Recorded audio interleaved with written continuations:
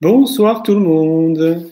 Eh bien, j'espère que vous allez bien en cette belle journée. En tout cas, aujourd'hui, une fois de plus à Montpellier, il fait très beau. J'espère que vous aussi. Nous, on sent que c'est quand même bien le début de l'été, hein. On est en short et en tongs. Donc voilà, moi, hier soir, j'étais en fin de journée à la plage et je me dis à chaque fois, mais quelle chance d'être ici. On termine de travailler, puis en 40 minutes en vélo, pof, on peut aller se baigner et terminer notre journée au bord de mer. C'est vraiment génial. Alors, j'ai papoté un petit peu avec Sandra et en attendant que vous arrivez, je vais vous rappeler plusieurs choses que vous connaissez. Donc, je vous rappelle que le film C'est quoi le bonheur pour vous est en accès gratuit sur YouTube maintenant, donc depuis le 20 mars, et définitivement, ce qui veut dire que bah, vous pouvez le regarder ad vitam aeternam sur YouTube. Vous allez sur YouTube, vous tapez Bonsoir Sophie, vous allez sur YouTube et vous tapez C'est quoi le bonheur pour vous, et vous tomberez directement sur le film.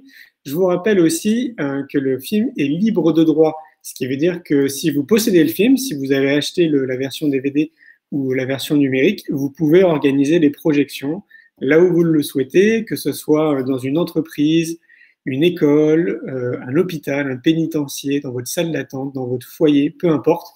En fait, l'idée, je pense que vous l'avez compris, c'est de partager du bonheur et notamment de réfléchir à cette question qui est pour moi fondamentale.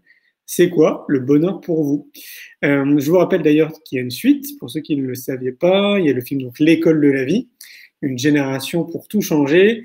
J'avais commencé à faire une tournée au Maroc, en Belgique et un petit peu en Suisse et puis après en France avant qu'on arrive dans le confinement. Donc normalement la tournée va reprendre là septembre, octobre, voire plutôt novembre. Novembre, il y a déjà une semaine au Maroc qui est calée et a priori après je vais enchaîner. D'ailleurs on en parlait avec Sandra à l'île Maurice et à l'île de la Réunion. Donc les choses sont en train de reprendre tout doucement. L'école de la vie, sinon vous le trouvez sur le site éducationalternative.fr. Il est accessible évidemment en DVD et en version numérique. Et enfin, je vous rappelle le troisième congrès, enfin non, le quatrième, pardon, congrès Innovation en éducation, qui aura lieu donc le 24 et le 25 octobre à Paris. C'est notre quatrième édition, donc on a fait la troisième en Montpellier le 29 février et le 1er mars. Sandra d'ailleurs était invitée pour donner une conférence. Et donc voilà, donc on était, donc c'était il y a 3 jours, j'étais à Paris justement pour visiter la salle et je suis très content parce que la salle est vraiment géniale. On a une belle capacité d'accueil. Le propriétaire est très professionnel, donc on va vous accueillir vraiment dans de bonnes conditions. Je le disais dans une vidéo, en plus, il est engagé sur les thématiques d'éco-responsabilité, donc ça nous plaît bien. Et en plus, il a reçu une agrémentation de la mairie qui lui permet justement d'accueillir du monde dans sa salle dans ce contexte mondial, ce qui fait que c'est la petite cerise sur le gâteau.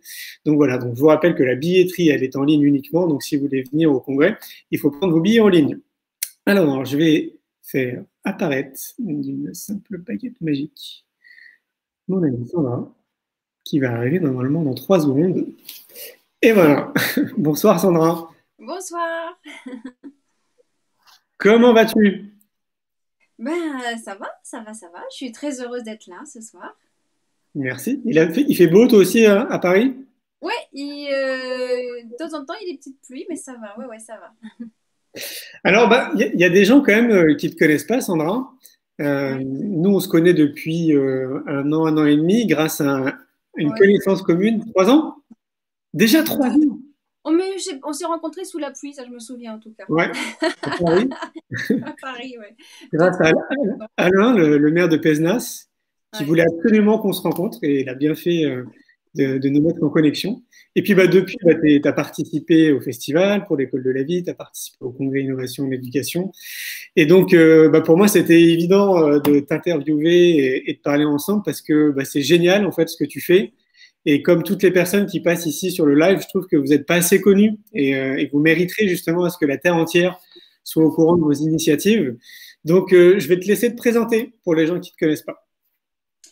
Donc je m'appelle Sandra Meunier, je suis art thérapeute je suis fondatrice aussi d'un mouvement qui s'appelle Nétoile parce que je suis aussi une étoile.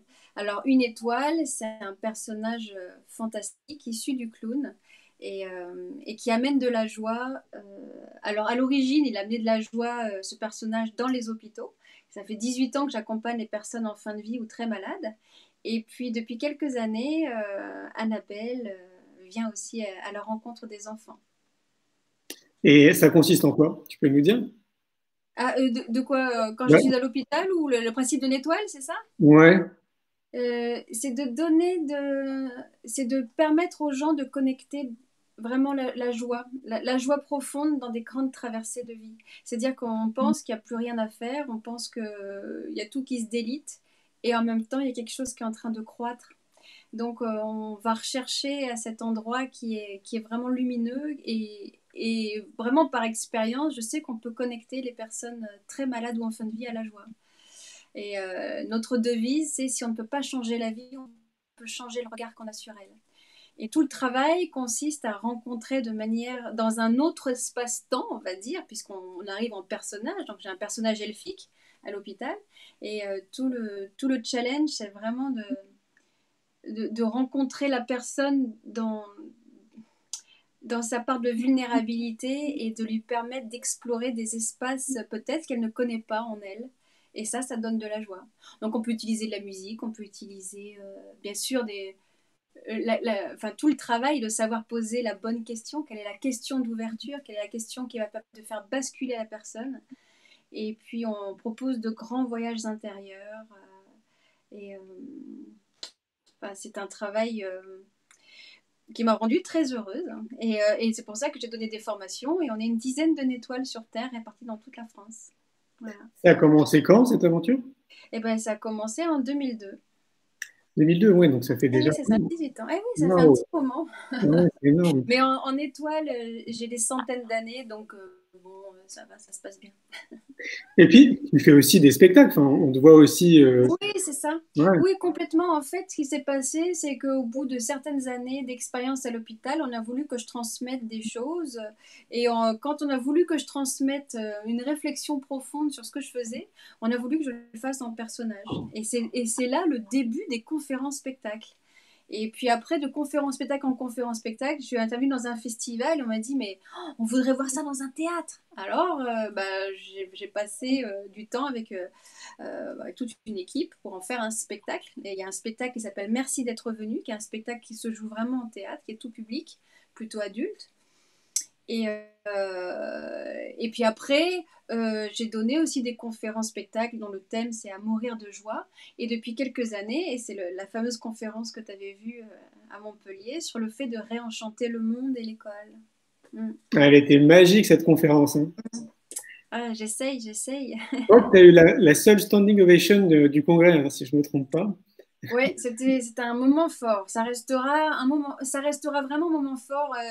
Tu sais, les congressistes, ou les spectateurs, ils pensent toujours que les salles se ressemblent. Et je leur dis, non, non, mais c'était un moment extraordinaire. Et ça restera un moment extraordinaire pour moi. Ouais. Ouais, d'ailleurs, on a quelques images hein, pour ceux qui ont envie de le voir. Je pense que si on va sur notre chaîne YouTube et qu'on regarde dans les vidéos, qu'on tape Sandra Monnier, on tombera facilement sur un extrait de ton spectacle. Mm, mm, mm. Et on en parlait d'ailleurs en aparté. Alors, il y a aussi une connexion qui est quand même pas des moindres, c'est que bah, finalement, on commence à être dans la même maison d'édition, la maison d'édition Nathan. Et ouais, ouais, complètement. Ouais. C'est eux qui ont accepté, parce que ça fait quelques années, ça fait environ 7 ans, hein, que je me dis que j'ai envie de faire une transmission pour les enfants, nourrie de tout l'espace de profondeur que j'avais dans les hôpitaux, où il me semblait important de dire en fait aux enfants tout de suite que la joie, elle était intérieure et de les connecter à ce qu'ils ont de plus grand aussi en eux. Ça, c'est toute ma théorie sur... Déjà, à l'hôpital, c'est ce que je fais, je connecte les patients en fin de vie à ce qu'il y a de plus grand. Mais les enfants, ben oui, connectons-les à ce qu'il y a de plus grand. Et ce qu'il y a de plus grand, enfin, on y a accès quand on ferme les yeux. Donc c'est pour ça que je fais le dispositif qui s'appelle Terre de joie, objectif bien-être, donc édité chez Nathan.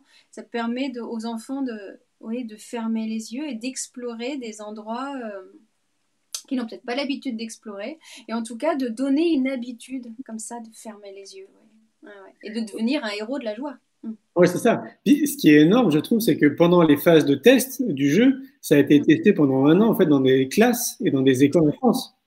C'est ça. Alors ça, c'est vraiment le dispositif de Nathan. Ils sont assez incroyables. Ils ont mis une plateforme qui s'appelle Léa, une plateforme donc virtuelle, une plateforme en ligne, hein, et que les enseignants connaissent bien normalement, puisqu'il y a plus de 100, je crois qu'il y a 130 000 enseignants hein, qui se connectent à Léa. Ouais. Et on peut tester les dispositifs pédagogiques pour les lancer dans les écoles, en fait, pour savoir si ça va être pertinent. Et en fait, ils ont trouvé tout de suite que c'était pertinent, mais ils ont dit non, mais on veut quand même encore le tester. Et tant mieux, parce que de cette expérience, j'ai encore affiné et j'ai eu la chance de rencontrer aussi une enseignante qui était vraiment extraordinaire, Marjorie Yacchetti, qui est du coup à qui on a proposé d'écrire le livret pédagogique. Ça, c'était vraiment pour que ce soit au plus près du besoin des enseignants. Donc avec cette complémentarité enseignant et moi art thérapeute, je pense qu'on a fait quelque chose vraiment au plus près des besoins des enseignants et des enfants. Ouais. C'est énorme. Et quand tu rentres dans une classe, comme ça, quand tu es donc déguisé en étoile, qu'est-ce que tu constates? Alors je constate que la voix royale, mais que j'avais déjà ressentie en allant à l'hôpital, que la voix royale de la joie, c'est l'émerveillement. Et c'est pour ça que je suis un personnage fantastique. Donc déjà, ce que je constate, c'est que les enfants, ils font waouh. Et de cet endroit-là, on peut faire beaucoup de choses. C'est vraiment, pour moi, c'est l'endroit idéal pour expanser, quoi, pour ouvrir son cœur et être très heureux. Et ce que j'ai remarqué aussi, c'est que les enfants, en fait, ont qu'une envie, c'est de découvrir, c'est de fermer les yeux, en fait. Mais ils adorent ça, ils adorent ça. Ouais. Donc j'ai découvert que c'était très facile pour eux. Et je crois que c'est ça qui a un petit peu étonné les enseignants, c'était ce calme absolu qu'il pouvait y avoir quand je les invite à fermer les yeux. Ça, c'est une belle aventure intérieure, on va dire. Ouais, ouais, ouais. Ah oui, c'est clair, j'imagine, hein, comme tu dis, comme tu es déguisé en personnage de. T'es une fée, hein, c'est ça? Je suis une sorte de fée qui vient des étoiles, alors, une fée qui peut aussi avoir ses maladresses parce que la perfection n'est pas intéressante. Mais Ouais. en tout cas, c'est vrai que je dis que je viens des étoiles, je viens de ma planète Cosmos et j'arrive et je dis qu'on peut boire la lumière. Et les enfants sont scotchés, mais elle vient vraiment des étoiles. C'est Elle trop est bien. vraiment descendue par un arc-en-ciel. Alors l'enseignant, il est un peu, ben, oui, elle vous l'a dit. Et je dis oui, tu peux pas douter quand même. Ouais. Et, donc, ça c'est le départ. C'est énorme. Et Ouais. c'est des tranches d'âge de quel âge à quel âge? En fait, c'est toute l'école primaire et j'ai même eu l'opportunité extraordinaire ça fait 3 ans maintenant que j'interviens dans une école Montessori magnifique à Paris. Et j'ai même intervenu en crèche, après crèche et école maternelle. Donc après crèche, j'adapte, hein, c'est beaucoup plus du sensoriel. Mais l'école maternelle, je me souviens encore au mois de décembre d'avoir 30 enfants autour de moi et qui sont comme ça et qui ferment les yeux et qui ont confiance et qui visitent cet endroit et après qui me racontent ce qu'ils ont vécu à l'intérieur. Ça, c'est cadeau. C'est énorme, c'est clair. Ouais. Donc ça veut dire que les maternelles peuvent aussi vraiment vivre beaucoup de choses. En fait, mon dispositif est jusqu'au CM2. D'accord. Donc, ce qui veut dire en fait que n'importe quelle école peut te contacter et en fonction de tes disponibilités, ton agenda, etc., tu peux y aller, quoi. Oui, oui, complètement. Alors ça, c'est... alors, j'ai toujours dit un petit peu, enfin, essayer plutôt d'utiliser Terre de Joie. J'encourage l'utilisation de ce coffret pour que en fait, les enseignants soient autonomes. Ce serait dommage d'avoir besoin d'une Annabelle. Par contre, c'est vrai que quand on joue depuis quelques mois à Terre de Joie et d'un seul coup, ils ont rêvé d'Annabelle parce que le dispositif est basé aussi sur cette super héroïne de la joie. Quand ils la voient arriver pour de vrai, c'est un must. Et puis sinon, il y a encore un nouveau projet, et là, enfin, c'est plus qu'un projet, hein, ça a eu lieu à Monaco. Il y a 7 musiciens de l'orchestre de Monaco qui ont illustré musicalement Terre de Joie. Donc c'est un spectacle, il y a 2 options, ou alors je vais dans les écoles et sans les musiciens, ou alors on ouvre un théâtre, et là, les enfants assistent au spectacle avec les musiciens. Et le trompettiste là, Samuel Tupin qui a fait une musique mais carrément merveilleuse avec le thème de Annabelle, le thème du héros de la joie. Et là, les enfants viennent assister au spectacle et je choisis quelques enfants qui sont avec moi sur scène pour qu'on voit, on voit ce qu'ils ont à dire aussi. Donc ils sont sur scène avec moi. Ouais. C'est trop bien. Ouais, ouais, ouais. Alors c'est très novateur. Alors je crois que dans tout ce que je fais, c'est toujours novateur. Donc le problème, c'est bien hein, d'être dans ces énergies-là, mais le problème, c'est de se faire acheter parce qu'on sait jamais quel public va venir, comment faire venir des gens autour de pratiques méditatives créatives quand même. C'est quand même Ouais, toujours ça mon sujet quoi. bah, c'est clair. Alors, qu'est-ce qu'il faudrait pour t'aider justement à ce niveau-là? C'est vrai qu'il y a des directeurs de théâtre qui ont envie de faire ça. Ou alors, en fait, ce qu'on est en train de faire, on est en train de faire un partenariat avec les conservatoires. En fait, c'est un projet pédagogique à double effet. À la fois, c'est transmettre vraiment les pratiques intérieures profondes, là, de Terre de Joie, et à la fois de faire un lien avec le conservatoire du coin. Et du coup, c'est une initiation aussi à la musique. Donc, c'est vraiment deux en un. C'est la pratique aussi artistique qui vient à l'école. Donc, d'encourager les écoles à me contacter. Après, on peut faire un lien avec le conservatoire. Et comme ça, il y a aussi les musiciens du conservatoire qui viennent, en train Hmm. de mettre en place quelque chose qui serait vraiment reproductible pour faire travailler aussi les musiciens du coin, en fait. D'accord. Par contre, comme tu le disais, en fait, le jeu lui-même, Terre de Joie, on le trouve sur le site de Léa, c'est ça? On le trouve sur le site de Nathan, tout simplement, hein. D'accord. Et après, on peut le trouver à la FNAC et d'autres endroits sur Internet. C'est peut-être plus facile de trouver sur Internet que chez les libraires parce que c'est quand même un dispositif pour les écoles. Donc, je ne sais pas s'il y a beaucoup de libraires qui ont mis ça dans leur librairie, quoi. Ouais, d'accord. Mm. Oui, donc si pour les enseignants qui nous écoutent, c'est pas très compliqué quand même de, Pas compliqué. de se rapprocher de toi et d'essayer de mettre tout ça en place. Ouais, D'autant plus qu'une fois de plus, ça a été quand même validé, testé et retesté, et on sait que ça fonctionne. ouais, Donc oui, hein, les enseignants qui vous nous écoutez, n'hésitez surtout pas à vous produire le jeu Terre de Joie, quoi. ouais, Ça me paraît une évidence, quoi. ouais. Et de ton point de vue, parce que comme tu le dis, ça fait quand même 18 ans maintenant que tu es, dans cette sphère-là, est-ce que tu as vu quand même une évolution je sais pas, dans les prises de conscience, dans l'éducation, est-ce que tu as l'impression quand même qu'on va dans le bon sens, j'ai envie de dire? Oui, moi je dirais que j'ai senti une bascule et c'est marrant, c'est la même bascule au même moment que je sentais la bascule dans les hôpitaux. Enfin, c'est la bascule dans les institutions, c'est la bascule, on va dire, planétaire, c'est une bascule sociale, enfin, complète. Et moi je dirais que ça fait 3 4 ans. 3 4 ans qu'il se passe vraiment quelque chose. Et pour moi, le fait que Nathan soit intéressé par un dispositif aussi audacieux, aussi profond, aussi courageux quelque part, aussi que ce soit qu'ils aient accepté de l'éditer, pour moi, ça veut dire qu'il se passe quelque chose. Parce que j'ai pas pris une maison d'édition qui serait déjà dans des secteurs de développement personnel, de croissance, ceci, cela. Moi, j'aime bien toujours aller dans des endroits où ça paraît très académique. Et c'est au sein des endroits qui paraissent aussi quelque part, enfin les écoles parfois aussi, où c'est un petit peu des fois très, je sais pas comment dire, très fermé ou en tout cas très, je sais pas comment dire, c'est un peu dans une boîte. Et moi j'aime bien rentrer dans les boîtes et puis y mettre plein de lumière et ça perce après. Mais donc le fait que ce soit chez Nathan, pour moi c'était important aussi. Donc ça veut dire aussi que toutes les écoles peuvent bénéficier de ça et que c'est très facile d'accès, quoi. Ouais, c'est Donc clair. pour moi, ouais, ça veut dire, pardon, mais ça veut dire que oui, la bascule, elle a lieu en ce moment, c'est certain, et d'année en année, on le mesure. Ouais, c'est Mais un en peu. même temps, ouais, enfin, je mets quand même un petit bémol parce on parle, enfin, moi-même, hein, je suis la première à parler de bascule, et en même temps, je trouve que c'est toujours trop long et Ouais. qu'il y a quand même d'anciens systèmes qui sont bien mis en place et qui sont d'un autre monde et qu'il serait temps de changer, quoi. Oui, moi aussi, j'ai le même constat que toi, hein. J'ai vraiment le sentiment que. Mais ce qui n'est pas illogique, en fait, il y a toute une société quand même qui a été construite. Donc, on ne peut pas tout déconditionner et tout changer comme ça du jour au lendemain, c'est impossible. Ça met toujours beaucoup de temps, encore plus dans les institutions. Forcément, c'est extrêmement long. Mais il y a des résistances à un certain niveau, mais il y a aussi des ouvertures.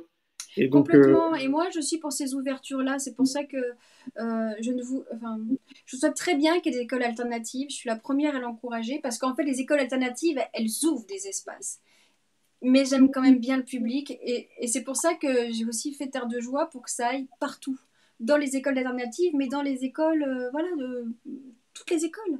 Ça me semble très important. La bascule aura lieu s'il y a aussi beaucoup d'enfants qui peuvent en bénéficier et puis des enseignants qui ne sont pas forcément là-dedans, dans cette recherche-là. Au début, quand j'ai testé le dispositif, les enseignants, ils ne se posaient pas beaucoup de questions par rapport au bien-être. Mais la manière dont j'ai amené ça, j'ai dit, bah, écoutez, on va le tester. Et quand ils ont vu les bienfaits dans la classe, ils m'ont regardé et fait, ah ouais, ah mais on est très intéressés. Alors qu'ils ne se posaient pas la question de prime abord. c'est bien. Et en fait, et aussi, ils m'ont demandé tout de suite des formations. J'ai dit, ah non, non, non, mais je ne donne pas de formation. J'ai créé un dispositif très simple pour que vous soyez autonome. Et même si je sais faudrait vraiment, vraiment donner des formations aux enseignants. Mais moi, j'ai préféré offrir un dispositif. Oui, bah, tu sais, on est chacun des colibris, hein. C'est Donc, ça, c'est ça, c'est c'est ça. ta goutte à toi, hein. Ouais, ouais. J'aime bien cette interdépendance et merci à toi de faire ce congrès qui ouvre tellement les esprits. C'est clair, c'est C'est vraiment impressionnant. nécessaire, quoi. Ouais, merci. Et c'est vrai que c'est, même pour moi, c'est toujours impressionnant, hein, de voir déjà l'ampleur que prend les événements d'année en année et de voir de plus en plus, tu vois, typiquement, là, il y a quelques semaines, il y a quand même l'UNESCO qui nous a contactés parce qu'ils veulent être partenaires justement de nos événements. Et pour nous, ça a été une sacrée concrétisation, en fait, tu vois, quelque part. Ça vient valider et ça appuie un peu ce qu'on fait. Et le fait que de savoir que de plus en plus, il y a le monde institutionnel et des acteurs comme toi, et donc évidemment des citoyens qui se retrouvent à un moment donné sous le même toit pendant quelques jours, je trouve ça magique. Et donc forcément, ça peut que aller dans ce sens-là et d'accélérer un peu ces prises de conscience et peut-être d'accélérer un petit peu le processus. Ça donne de l'espoir, ouais. Ouais, c'est ça, c'est de l'espoir. Et on en a besoin de l'espoir. Et d'ailleurs, on pourrait se poser aussi une question, c'est pendant le confinement, du coup, toi, tu as réussi à mettre en place des choses. J'ai vu que tu avais commencé à faire des interviews de la joie, c'est ça? Alors en fait, ce que j'ai fait pendant le confinement, au départ, bah, j'étais vraiment confinée comme tout le monde, et puis je me disais, bah, je vais rien faire. Et puis quand même, ça m'embêtait pour les enfants. Je me disais, mais Annabelle, elle pourrait quand même communiquer des choses aux enfants.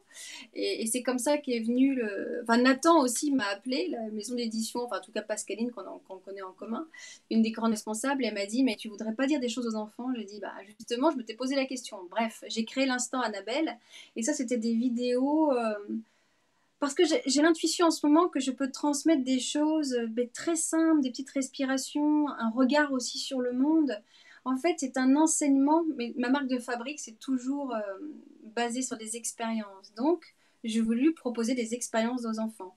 Donc, il y a eu la chaîne YouTube L'Instant Annabelle, et ça a vraiment très bien marché. En tout cas, oui, oui, c'était bien vu. Et puis après, je me suis dit, ah non, mais ce qui serait fantastique, c'est d'écouter les enfants.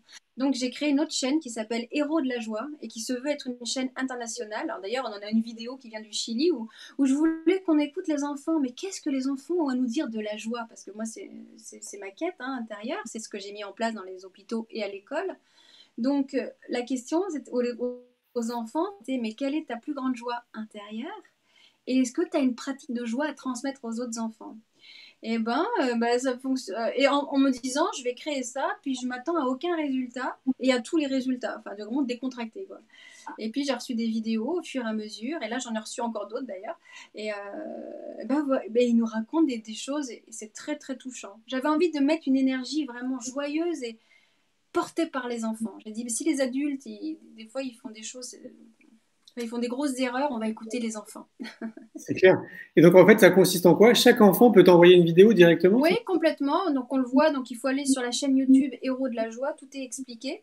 Et en fait, je demande une vidéo de 3 minutes. trois D'accord. minutes où l'enfant, donc scindé en deux, ce qui me rend vraiment très heureux, ma joie intérieure, et une pratique de joie. Mm. Tu veux dire c'est 3 minutes max ou ça doit être Ouais, 3 minutes? oui, 3 minutes en tout, oui, 3 minutes maximum. Oui, ouais, ouais, c'est ça. D'accord. Donc, On il peut essaye un faire petit peu de concentrer parce que sinon, après, c'est aussi voilà, pour avoir un format Oui, particulier. je vois. Mais il peut faire 1 minute. S'il fait 1 minute, il peut quand même t'envoyer la Oui, vidéo. ah ouais, ouais, complètement. Ça peut faire 1 minute. C'est 3 minutes max. Ouais. D'accord. Et il y a déjà combien de vidéos là sur cette chaîne? Là, j'en suis à 4 et il faut que je mette la cinquième en ligne. Ah ouais. Ah, ça doit être très puissant. Ouais, À mon mais avis. alors j'attends parce que je suis en lien avec le Québec, avec la Suisse, la Belgique, parce que j'ai vraiment voulu quelque chose d'international. Je me suis dit, mais ça serait intéressant de les écouter de différents endroits. Ah ben, j'attends toujours en fait. Et Ah, j'aimerais d'accord. bien avoir l'Afrique justement. Alors ça, c'est en pays francophone. Et puis sinon, après, on peut faire aussi les traductions. Il y a quelqu'un qui est au Népal et qui m'a dit, mais tu sais, on est très heureux, et les enfants népalais sont très heureux. Il faut que tu fasses une traduction en anglais pour que nous, on puisse aussi t'envoyer ce message. Enfin bon, j'attends. Trop bien. Ouais. Trop bien. Et ça a commencé Ouais. pendant le confinement. Ouais, c'était la fin du confinement, ça, parce que je me suis dit, bon, maintenant j'ai fait l'instant Annabelle, c'est bien, mais je voulais un peu me décentrer, enfin, que ce soit pas centré sur le personnage d'Annabelle, mais de profiter voilà, de mon personnage aussi pour inviter les enfants à me raconter des choses. Ouais, c'est génial. Ce qui veut dire que là, pour les parents qui nous écoutent, qui ont des enfants, ils pourraient Ouais, demander à leurs enfants, tiens, si tu as envie, tu peux envoyer une petite vidéo comme ça à Sandra. mais carrément, Trop bien. carrément.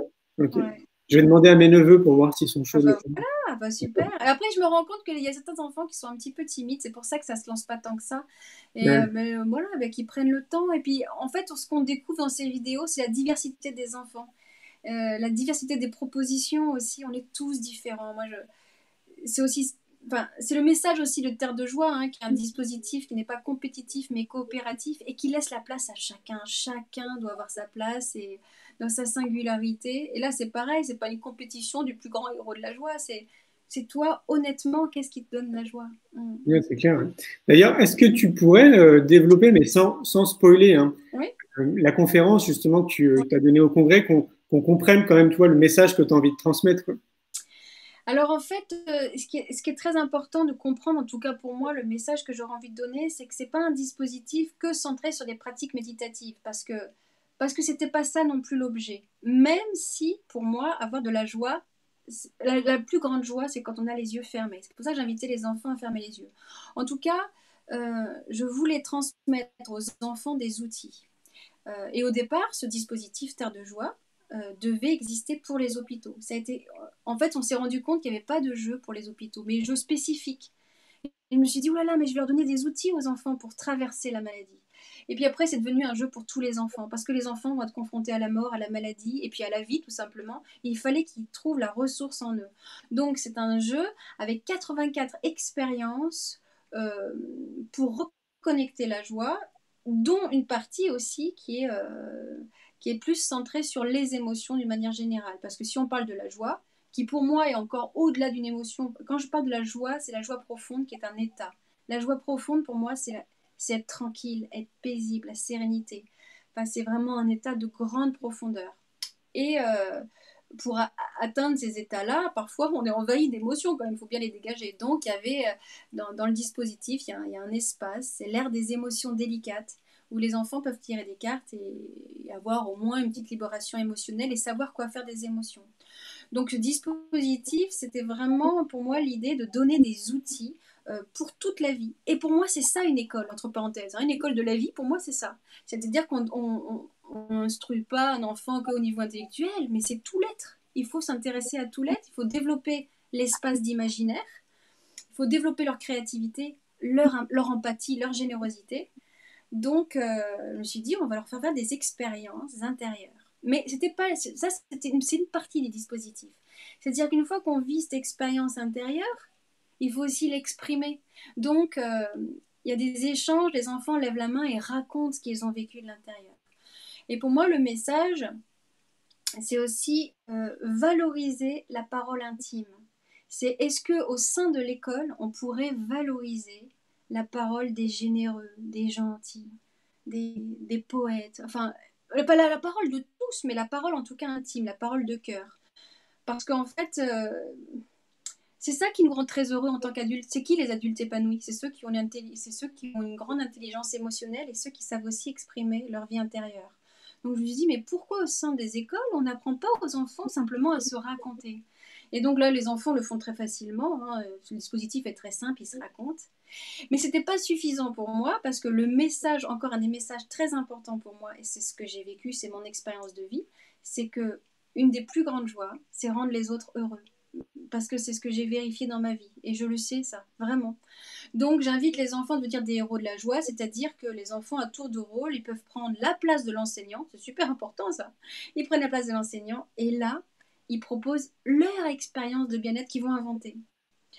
Je voulais vraiment qu'ils sentent ce que ça fait quand on prend la place de l'enseignant et puis qu'on fait fermer les yeux à tout le monde et qu'on donne ces grandes joies.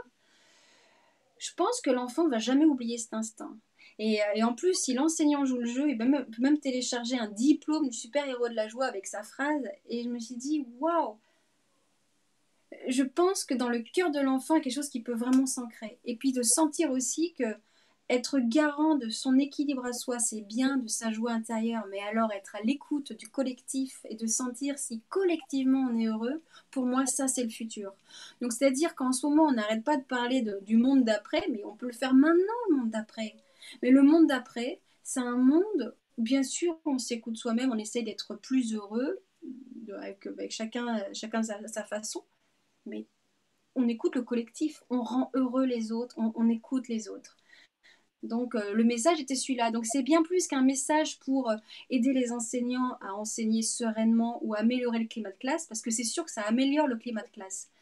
C'est plus qu'améliorer un climat de classe. C'est donner un véritable enseignement que si on est davantage en empathie avec les autres, si on est vraiment dans le partage et dans l'exploration de notre vie intérieure, waouh, mais on est beaucoup plus épanoui. C'est un message d'épanouissement et je voulais surtout que ça ne soit pas que les parents qui achètent ce dispositif. Je voulais qu'il y ait une autorité, une posture d'autorité, un enseignant qui valorise la générosité, qui valorise l'empathie, que ce ne soit pas en dehors de l'école. C'est l'école de demain. On devrait former des citoyens comme ça, valeureux, gentils. Enfin, pour moi, c'est très important. Donc, voilà, j'ai dit en gros. Hein. C'est déjà super. Et est-ce qu'il n'y a rien pour les enseignants en eux-mêmes? C'est-à-dire que quand ils font ça, les enseignants, ils sont très heureux, hein. Déjà. Parce que ce dispositif, il était fait pour les enfants, mais quand j'ai regardé les enseignants, des fois, les enseignants, ils ont eu les larmes aux yeux parce que de découvrir comme ça la vie intérieure des enfants, certaines fois, ils disaient, mais t'as vraiment vu tout ça? Parce que les enfants, on se raconte très librement, bien sûr qu'ils voient plein de choses.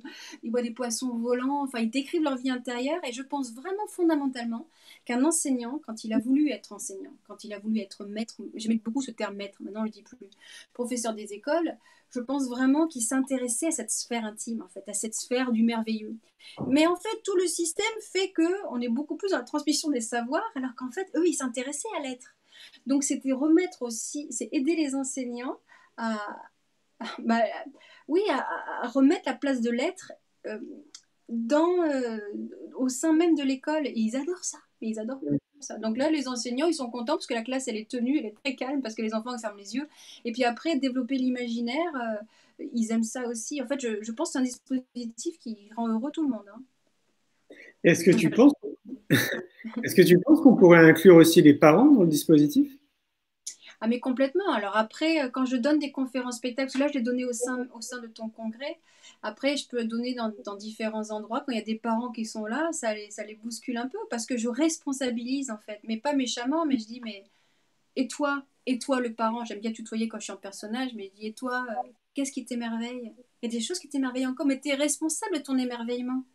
Il faut que tu regardes, enfin, prends le temps de regarder la neige qui tombe, prendre le temps de regarder les fleurs qui poussent, enfin, essaye de mettre ça dans ta vie. Si tu mets ça dans ta vie, tu mets ça dans la vie de ton enfant, et d'ailleurs, les enfants, eux, ils l'ont naturellement, hein, mais on peut aussi ne pas donner ça à ses enfants. Donc, je les rebooste un peu par rapport à ça en disant, mais, hé, la piste royale de la vraie grande joie, c'est l'émerveillement. C'est l'énergie du merveilleux. Il faut vraiment le nourrir au quotidien. Donc, bien sûr, ça concerne les parents. Ah oui, ça concerne les parents. Oui. Ouais. Sachant qu'en plus, ce petit enfant intérieur, on l'a déjà tous en nous, quoi. Mais on l'a tous en nous. Il n'est Ah, mais pas bien sûr. parti, quoi. Mais non, il n'est pas parti. Alors après, moi, je vois quand je suis en conférence, je vois des adultes hein, qui pleurent assez rapidement. Je fais, ouh là là, l'enfant intérieur, elle était là direct. Parce qu'on ne sait pas pourquoi, mais des fois, ça peut nous faire pleurer aussi d'être tellement en contact avec cet espace de l'enfant intérieur, justement, qui est très à fleur de peau aussi. Ouais, c'est clair. Ouais. Il est beau cet endroit. Ouais. Dans ta conférence, il y a plein de messages. Mm. Est-ce que tu peux nous en parler un petit peu, sans trop spoiler le spectacle? J'ai voulu faire, disons que j'ai voulu donner j'ai voulu je veux emmener les enseignants ou les parents, enfin bref, tous ceux qui font partie de la sphère éducative dans un monde féerique, magique. Ça, c'est une première expérience pour qu'ils ouvrent leur cœur. Une fois que le cœur est ouvert, là, je donne les messages. Et les messages, c'est appuyé sur toute une philosophie euh, et sur aussi des pédagogues. Ça peut être des réflexions pédagogiques profondes. Mais je ne vais pas tout dire quand même. Hein. Mais en tout cas, il y a aussi un grand espace sur la réflexion sur qu'est-ce que la joie. Parce que je pense aussi qu'on fait beaucoup d'amalgames. Et j'ai voulu clairement d'abord définir cet endroit-là pour qu'on sache bien de quoi on parle. Puisqu'il y a, tu vois, il y a le plaisir, le bien-être, le bonheur et la joie. Mais la joie, c'est Et après, il y a la joie profonde. Enfin, c'est vraiment des strates. Donc, j'essaye aussi d'inviter à cette réflexion-là. En fait, ils ont déjà réfléchi à ces strates. Et puis, euh, et puis après, la conférence spectacle aussi, il y a des expériences. J'aime bien. Moi, je pense une chose, vraiment, et ça, c'est mon expérience de terrain. D'abord, c'est que quand on est en personnage, quand on est en poésie, on a un autre langage. C'est le langage de l'âme. Mais sérieusement, comme tu vois bien, tu m'as vu en Annabelle. D'un seul coup, ça va un petit peu ailleurs. Et j'aime bien aller dans cet ailleurs-là. Donc, les messages, c'est aussi de quitter l'intellect pour aller dans un autre espace qui est bien plus vaste. Et on est bien plus vaste quand on vit des expériences. Et je suis persuadée que si on vit une expérience à un congrès, ou un congrès à un spectacle, si on vit quelque chose de très fort émotionnellement, on l'oublie jamais. Mais pense au spectacle que tu as pu voir, des révélations quand tu as vu tel conférencier, d'un seul coup, tu as senti une bascule. Et ce qui m'intéresse, et ce qui m'a toujours intéressé, c'est la bascule. Que ce soit, c'est le point commun, que ce soit à l'hôpital où je voulais faire basculer les patients pour qu'ils se rendent compte que peut-être la vie, elle est différente et la mort est différente de ce qu'ils pensent. Et leur traverser de grandes maladies différentes. Et pour une conférence sur le réenchantement aussi de l'école, c'est aussi d'un seul coup qu'ils se sentent, mais oh, mince, mais elle a raison, il faudrait, euh, il faudrait mettre en place d'autres systèmes dans les écoles. Ça, c'est ce que j'appelle la bascule. Et alors, je ne te l'ai pas dit, peut-être que tu ne le sais pas, il y a un proviseur qui m'a appelé, il est venu au congrès Innovation en éducation à Montpellier, là-bas, quand je suis venue, il y a quelques mois. Et il m'a contacté, il m'a dit, on est venu à 3 de mon école, c'est le proviseur. Il m'a dit, on a été renversés. Et ma plus grande joie, c'est pas qu'il ait un renversement, ça me fait plaisir pour lui, mais il m'a dit, l'année scolaire prochaine, le thème, ça va être la joie. Et on voudrait même l'appeler Terre de joie. Et on va vous faire venir, et vous allez venir, il y a 15 classes quand même, c'est énorme. Vous allez venir dans la classe, vous allez donner une conférence spectacle pour tout le monde, pour qu'on comprenne ce que c'est, parce que nous, on a compris. Et qu'après, il a voulu en parler aux autres enseignants qui ne m'avaient pas forcément vu. Et les autres, ils comprennent pas vraiment. Comme quoi, c'est intéressant. Et je me suis dit, mais bah oui, mais il y a une expérience directe. Ah, mais, et c'est ce qu'ils m'ont dit. Lui, il m'a dit, en fait, ce qui nous a plu à la conférence spectacle, c'est la cohérence entre ce que ce que vous dites, ce que vous incarnez, et ce que nous, on peut vivre. Et il dit, alors là, vous nous avez convaincus. Et je suis contente pour les élèves. Je me dis, mais alors, si on peut convaincre comme ça par des conférences, ben, il faut en donner. Mais ça ne m'a pas étonné que ce soit une conférence spectacle. Parce que si je parle en Sandra, les gens, ils sont plus ou moins convaincus. Ils disent, tiens, c'est assez intelligent. Mais c'est au-delà de l'intelligence. C'est l'intelligence de cœur et la production artistique. Quand imaginez Chaplin ou un personnage qui vient nous dire quelque chose, on sent qu'on est transporté ailleurs.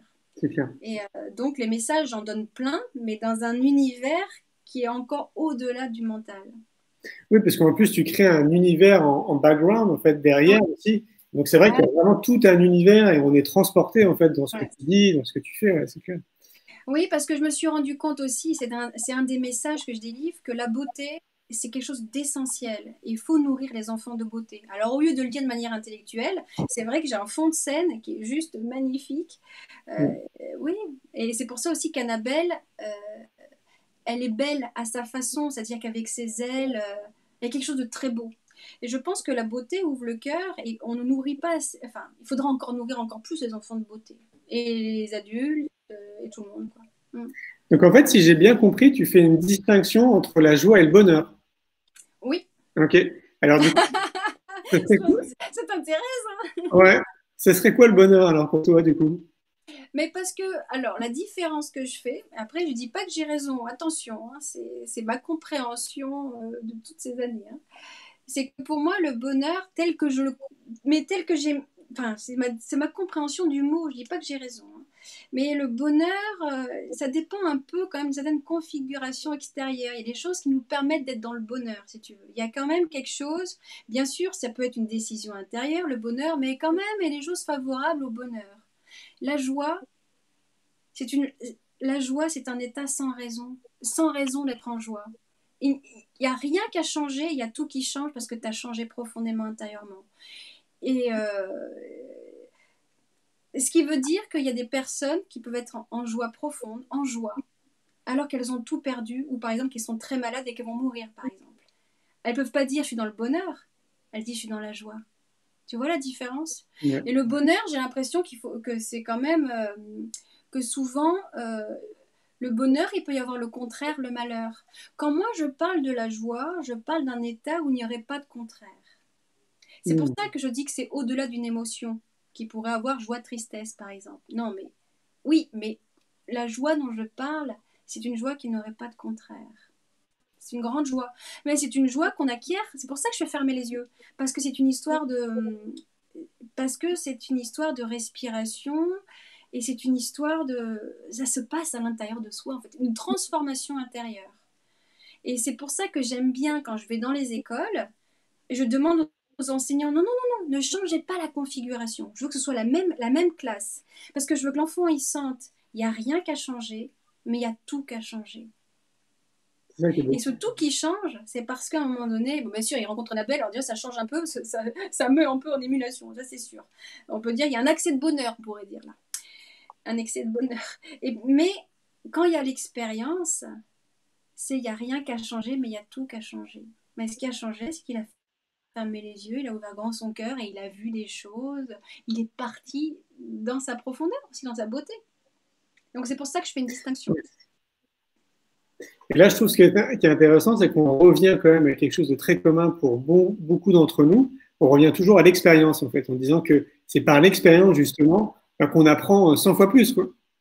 Ah mais complètement. Et moi je ne crois qu'en ça, je pense pas, parce que je pense qu'on peut se raconter beaucoup de choses. Je me méfie des gens qui racontent qui se racontent des choses. C'est pour ça que j'aime écouter des gens, par exemple, qui ont beaucoup souffert et qui parlent de la joie. Cela, je crois vraiment. Toi, j'adore par exemple Alexandre Jolien, qui pour moi est une référence en matière de joie, parce que je m'incline beaucoup face à sa parole. Il sait ce que c'est que la traversée. Et quand il dit quelque chose, il n'a pas de langue de bois, il est d'une honnêteté. J'adore, j'adore, j'adore. J'aime beaucoup Christophe André aussi parce que c'est aussi un psychiatre qui a beaucoup écouté les gens qui souffrent. Donc, il connaît cet endroit où on est perdu et il sait aussi qu'on est démuni pour aider quelqu'un qui souffre. Et c'est pour ça que lui, par exemple, Christophe André, il a amené la pleine conscience. Mm. Bah, pourquoi?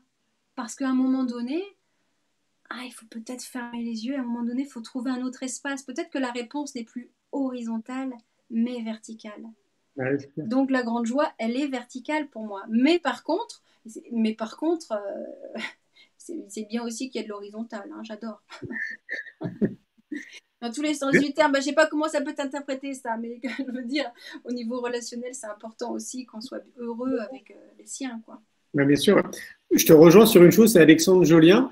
Ah ouais. Sur les 1500 personnes que j'ai interviewées pour le film C'est quoi le bonheur pour vous, souvent on me pose la question, parmi toutes les personnes que vous avez interviewées, quelle est la personne qui vous a marqué plus qu'une autre? Ben, c'est Alexandre Jolien. Ah ouais. Ouais, ouais, vraiment, parce que tu sais, nous, enfin, quand je faisais les interviews, on discutait beaucoup avant, Ouais. pendant l'interview et après. Ouais. Et de tous les échanges que j'ai eus avec lui, ouais, il m'a vraiment littéralement scotché, vraiment. Hmm. Et un profond respect, en fait, comme tu le disais au tout début avant de parler de Oh lui. là là. C'est, tu vois, ça me donne encore des frissons. C'est vraiment quelqu'un ouais, qui m'a marqué. Ouais.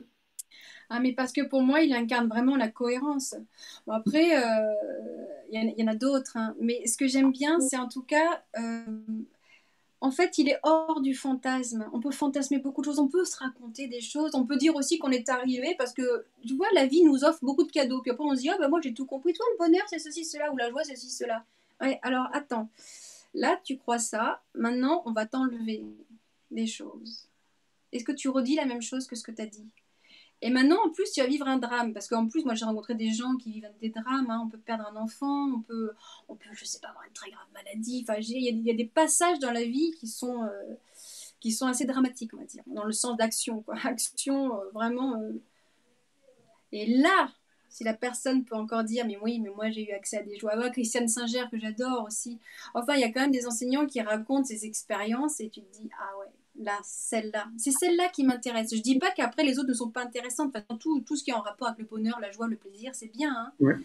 Mais en tout cas, c'est celle-ci que je cherche, moi. Et avec cette exigence-là que j'ai, mais en fait, et en même temps qu'il n'y a aucune exigence, parce que c'est en toute simplicité, mais c'est ce que toi tu peux transmettre quand tu dis, quand tu te balades, quand tu dis, quand tu voyages. Tu dois avoir accès souvent à cette joie quand tu es dans ta solitude du voyage et que d'un seul coup c'est Mhm. énorme. Tu fais, oh, là c'est grand ce que je vis, mais c'est grand parce que tu as accès à ta grandeur. C'est toi qui en fais un cadeau. Mhm. Et donc, on revient toujours à la même chose. C'est une histoire d'état de conscience, en fait. C'est clair, Et ouais. c'est pour ça que c'est lié aussi à toute la richesse que tu as et cette exploration que tu as eu la chance de faire fructifier, quoi. Ouais, complètement. Je pense aussi à Philippe Croizon, tu vois qui c'est? Ah non. Philippe Croizon, c'est devenu un explorateur, tu sais, qui a plus de bras et plus de jambes. Ah oui, je vois qui c'est. D'accord. Ouais. Ouais. Et donc, je l'ai interviewé aussi pour le film C'est quoi le bonheur pour vous? Et donc, c'était un. Ah, je Il me était souviens valide. plus, ça. Il était valide, en fait, comme tout le monde, tu vois. Donc, il avait une vie tout à fait classique, une vie de famille, etc. Et puis, il a eu cet accident, donc, où il perd ses deux bras et ses deux jambes. Et donc, évidemment, bah, un passage à vide, et puis il décide de transformer ça. Et donc, maintenant, c'est devenu un explorateur, mais de l'extrême, parce que bah, il traverse le désert, il traverse les océans, il a traversé aussi le Groenland, tu vois, alors qu'il a plus de bras et plus de jambes. Et j'en ai rencontré d'autres comme ça qui ont vécu des drames quand même, tu vois, de vie, des accidents de vie où ils ont, je sais pas, on leur a arraché un bras ou deux, les deux bras ou une jambe. Et ils se sont transformés, ils sont devenus en fait une meilleure version de ce qu'ils étaient auparavant. Et tous, sans se connaître, ils m'ont tous dit la même chose. Ils m'ont dit, je ne serais pas devenu l'homme que je suis aujourd'hui si j'avais pas eu cet accident. Ah oui. Et pour moi, en fait, ça a pointé du doigt une chose qui est hyper importante, Ah c'est oui. le fait qu'on se limite, tu vois, en tant qu'humain, Mm. à faire des choses, quoi. Alors, véritablement, on pourrait accomplir tellement de choses. Et je trouve que ces hommes-là en font partie. Ils le montrent, en fait, par ce qu'ils ont vécu, qu'on peut Ouais. tout faire, qu'on peut tout réaliser. Oui. Après, on n'est pas obligé d'avoir des gros accidents et des gros pépins de vie Non, pour réaliser ça. On n'est pas obligé, c'est ça qui est bien. Mais quand même, on se rend compte que les gens, enfin, en fait, les grandes profondeurs sont souvent liées à des grandes souffrances. Voilà, c'est ça qu'on remarque. Mais ouais, puis après, une fois qu'on a eu accès à cette profondeur, on dit bah, un peu moins de souffrance. On peut demander aussi à avoir une vie harmonieuse, d'apprendre en douceur, en fait. bien Moi, sûr. je demande souvent, je veux bien être enseignée, mais en douceur. Donc, donc en tout cas, cette question de la joie me paraît essentielle, tu vois, et j'avais envie, parce que envie de transmettre ça aux enfants, en fait. Et la question de la joie, c'est pour ça que ça s'appelle Terre de joie. Je voulais interpeller sur ce terme. Et d'ailleurs, dans les extensions possibles, vraiment de ce dispositif, j'encourage les enseignants, et c'est écrit, hein, à faire une thématique dans quelques semaines ou quelques mois sur qu'est-ce que la joie. Ou alors, qu'est-ce que le héros? Parce qu'en même temps, si on change de représentation de héros, mais c'est une civilisation qui change. Parce que le héros, c'est celui qui dépose l'arme, c'est pas celui qui se bat. Mais si on transmet cette réflexion profonde aux enfants, qu'est-ce qu'un héros pour vous? Et que vraiment on va très très loin de cette question-là, mais ça fait longtemps que je pose la question, très très longtemps que je me dis qu'il faudrait changer la représentation des héros chez les enfants. Mais donc du coup, dans les écoles, c'est super, c'est l'endroit où on peut faire ça. Donc en fait, il y aurait des explorations à faire en plus des enseignements, mais en même temps, quand on fait le thème du héros, on parle du français, on peut faire des maths, on peut tout faire. J'encourage les enseignants à être très créatifs. Il y en a qui le sont et ça me donne vraiment beaucoup de joie. Mm. Tu as commencé un peu à me donner une définition pendant notre échange de ce que serait une école idéale. Tu sais, Ah moi, je oui, l'ai appelée l'école de la vie. ouais. Ça serait quoi, en fait, pour toi, là, à l'heure d'aujourd'hui, une école idéale? Une école idéale, c'est justement une école qui permette de mettre en place des raisonnements, des façons d'être en fait dans la classe.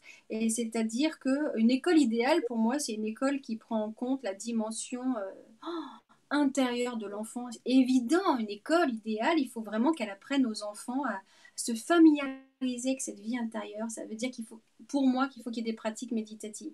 Ça, c'est vraiment important au fur et à mesure.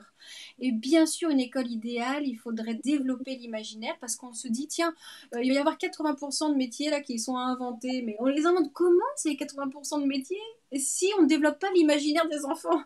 Donc vraiment développer l'imaginaire des enfants. Ça veut dire mettre la créativité beaucoup plus en relief, vraiment dans les pratiques éducatives. Et pour moi, une école idéale, elle doit bien sûr être en lien avec les actions sociales, c'est-à-dire qu'elle est en lien avec la terre et avec les hommes de cette terre. Donc, qu'est-ce qu'on peut faire Donc, ça veut dire qu'il y a une réflexion tout de suite citoyenne, en fait. Et alors, comment on peut faire pour faire changer les choses à l'extérieur? Alors, après, changer les choses à l'intérieur et puis à l'extérieur, vous pourriez envisager des projets. En fait, ça serait une école de projets, bien entendu, pour une vie beaucoup plus altruiste, beaucoup plus généreuse. Alors, bien entendu, une école idéale, ce serait qu'il aille se balader régulièrement en forêt, ça c'est sûr. Ah, ce qui me fait rêver, l'école idéale, bien sûr, elle est en lien avec la nature. Ah oui, bien sûr. Ouais. Et ouais, ouais. Ouais, des fois j'y crois fort et après je me dis on est loin. Et après, je rencontre des écoles et je dis mais non, on y est. Alors voilà, c'est ce challenge. Enfin, on voit bien qu'il y a des écoles quand même qui ils sont Ouais, bien sûr. là-dedans, hein, c'est fantastique. Hein. Oui, c'est ce que j'allais te dire, c'est ce que je constate moi à travers le festival ou le congrès, et puis bah, Ouais, toutes les ouais. connexions, c'est que tu sais, on a créé un réseau qui s'appelle le réseau des écoles alternatives, c'est une carte sur Internet. Là, je crois qu'il y a déjà 3000 écoles qui ont rejoint le réseau, et à mon sens, c'est même pas représentatif de ce qui existe sur notre territoire. Et Ah ouais. les derniers chiffres sur lesquels j'étais tombé, c'était 30% d'écoles nouvelles se créent tous les ans. Oui, et en même temps, je suis un peu partagée. Je suis à la fois très contente et à la fois, tu sais, comme moi, je suis très attachée au public. C'est parce que aussi j'ai vécu les hôpitaux publics. J'aimais bien dans les hôpitaux publics voir à la fois un directeur et un SDF, voilà, dans presque les mêmes chambres. Ça, j'aime. Et j'aime la mixité sociale. Et je trouve que c'est très bien les écoles alternatives. Et pour les connaître, je sais qu'elles sont quand même un petit peu chères. Alors, ça dépend après des contrats qu'on peut avoir. Mais est-ce qu'on ne pourrait pas aussi mettre ça dans le public voilà, je suis un peu partagée, à la fois à me réjouir et puis à la fois en me disant, mais mince, Ouais, je comprends. c'est bien aussi le public. Et c'est pour ça que ce dispositif, moi je l'ai mis pour le public, public et privé bien entendu. Mais est-ce qu'on ne pourrait pas changer d'état de conscience de manière globale, là, un petit peu tous en fait, chacun doit être dans sa sphère. Tu sais, c'est ça, en fait, le bonheur. Tu poses souvent la question, qu'est-ce que le bonheur? Je vois, c'est aussi savoir où est-ce qu'on doit être. Et moi, personnellement, je vois bien où je dois être. C'est pas dans un côté élitiste ou un côté... et que j'adorerais, entre parenthèses, j'adorerais avoir une école alternative où je ferais plein de tests et ceci, cela. Mais je sens que c'est pas ma vie. C'est pas ce que j'ai choisi. Moi, j'ai choisi plutôt un large public. Et avec ce large public, on monte. Et on monte ensemble et on monte, et on monte, et on monte. Donc, c'est les activités rituelles, hein, de Terre de Joie, par exemple. Quand j'apprends que des écoles mettent en place des activités rituelles, voilà, il faut fermer les enfants de commencer, ceci, cela, on nourrit cet espace de générosité aussi. Ah, je suis contente. Il me va bien cet endroit. Voilà, ça me va Ouais. bien. Ah, il faut être là où on doit être. Et il y en a, au contraire, ce sont des pionniers, mais des pionniers plutôt, c'est pas je sais pas notre mot que élitiste, mais les pionniers dans certains domaines très particuliers. Et eux, ils vont faire leur école alternative, ils vont faire avancer les consciences. Bien sûr. Heureusement qu'il y a eu quelqu'un comme Steiner. Mais je veux dire, les écoles Steiner, c'est vraiment, tu vois, à un certain endroit. Moi, j'aime bien quand peut-être il y a une mixité, on prend un peu de tout. C'est pas évident parce que justement, Steiner, c'est quelque chose de très, très particulier. Montessori aussi, c'est quand même très, très, très particulier et on a l'impression qu'il faut être à fond quelque chose aussi. Ouais. C'est difficile d'être un petit peu. Moi, en tout cas, mon rêve de l'école du futur, ça serait un petit peu de tout le monde. Je ne verrais pas qu'un seul pédagogue. Et un Ah petit ouais, peu moi aussi, c'est de neige pareil. aussi, j'aime bien, quoi. C'est un peu de tout le monde, quoi. Mais créons, inventons, enfin, écoutons les enfants, qu'est-ce qu'ils ont à dire? Ils aiment pas être à table, bon, bah, avec leur chaise, tout ça, et ben, on les met plutôt sur le ballon. Enfin, bref, on écoute, on crée, on invente. Mais bon, moi, c'est mon métier, j'adore inventer, donc... En tout cas, on se rejoint à fond, hein, parce que ouais. pour moi, c'est clair que c'est dans notre système éducatif, dans l'éducation nationale, que ça doit évoluer, et plus rapidement que ce que ça évolue, parce que ça évolue, il faut le rappeler quand même, ça va dans le bon sens. Mais le fait qu'il y ait plein d'écoles alternatives qui se créent, c'est que ça répond en fait à un manque très certain d'une évolution plus rapide au sein du système. Mais c'est vrai que c'est là où il faut se concentrer, quoi, parce que c'est public, parce que c'est accessible à tout le monde.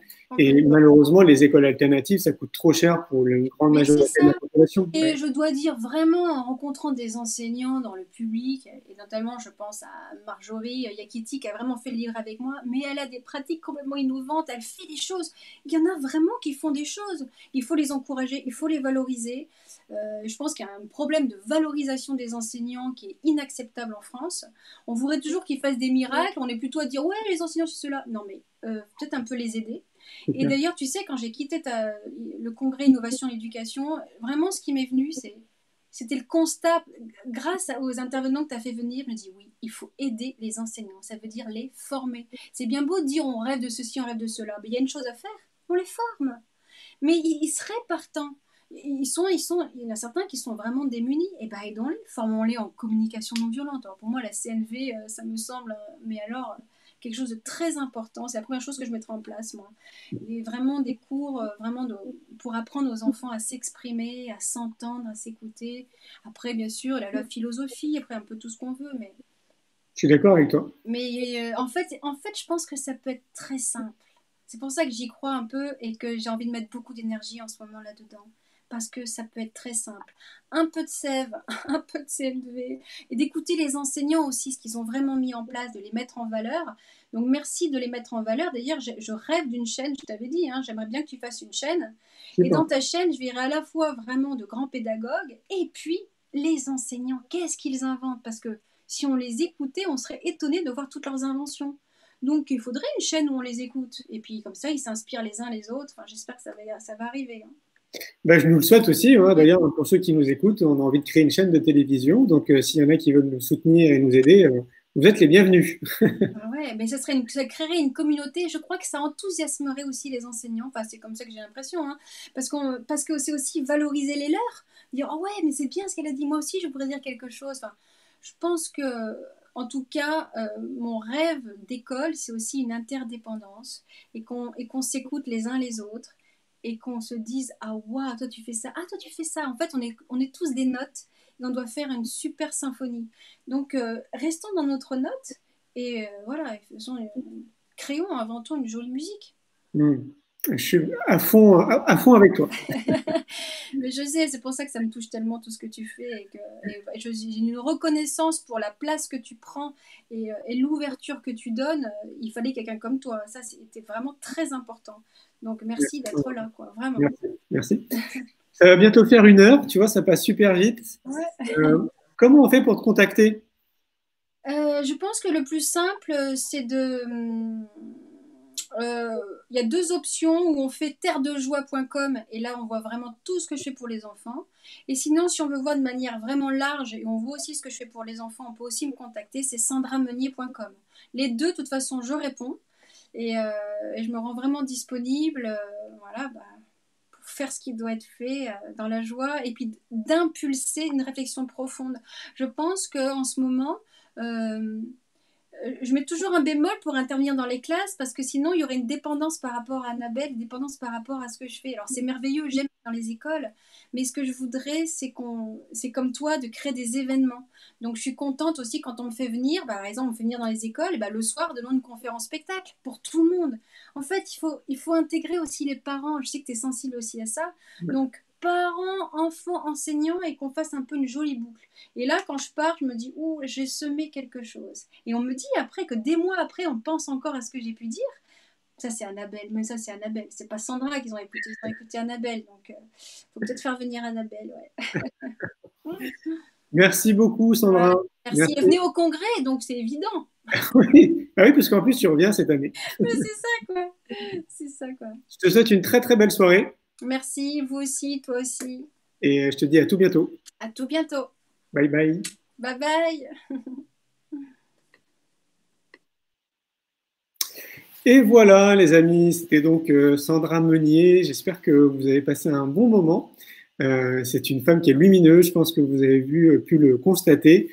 C'est une femme que j'apprécie beaucoup aussi. Donc, vous avez vu, c'est pas compliqué pour la contacter. Vous allez sur Internet, vous tapez Sandra Meunier, vous tomberez sur ses sites, donc soit terredejoie.com, soit sandrameunier.com. Maintenant, on se retrouve donc du coup mardi prochain. J'aurai encore un nouvel invité, et si je ne me trompe pas, c'est soit Isabelle Servant, soit Mélusine Harley, qui sont deux femmes que j'ai rencontrées il y a quelques années maintenant et qui œuvrent aussi dans le monde de l'éducation. Et vous allez voir, je pense que nos échanges aussi vont être passionnants. Ce sont toutes les deux des écrivaines, conférencières en France et aussi à l'international. Et une fois de plus, c'est des personnes qui devraient être beaucoup plus connues qu'ils ne le sont, même si elles ont déjà un bon rayonnement, mais je trouve à chaque fois que ça reste dans un microcosme et que ça ne sort pas en fait de ce microcosme. Et donc nous, ce qu'on essaye avec le Festival pour l'école de la vie et le Congrès Innovation et l'éducation, c'est justement de mettre une lumière comme ça sur l'existant, sur tous ces acteurs en fait qui se mobilisent depuis de nombreuses années. Vous avez vu, Sandra, ça fait quand même plus de 18 ans quand même qu'elle se mobilise, et c'est quand même dingue qu'on soit encore si peu de personnes à la connaître et puis à l'encourager et peut-être à l'aider à développer ses activités parce qu'on en a besoin. Voilà. Mais écoutez, je vous souhaite une très belle soirée. Je vais vous laisser avec la bande-annonce du film L'école de la vie, une génération pour tout changer. Et je vous dis donc du coup à mardi prochain. À bientôt. Bye bye.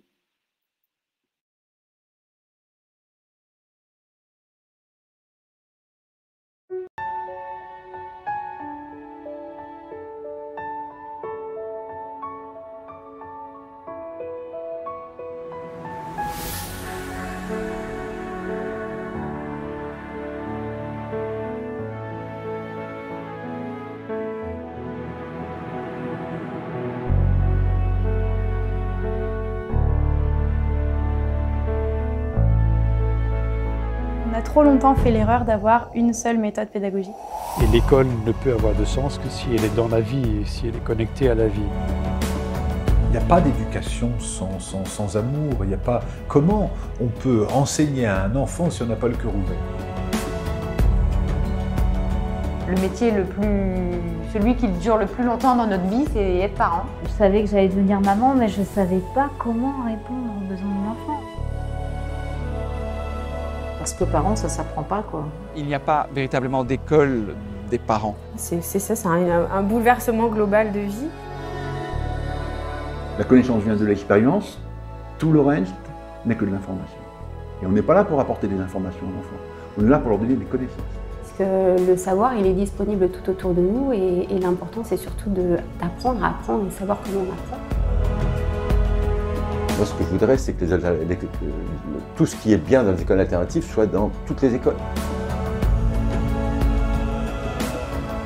L'éducation, c'est l'éducation à la formation des 5 sens. Si je sens, alors je suis vivant. Si je ressens les choses. Si je suis proche de mon cœur. Et l'école de la vie, ouais, je pense que c'est... En fait, c'est ce qu'il faudrait pour l'éducation du XXIe siècle.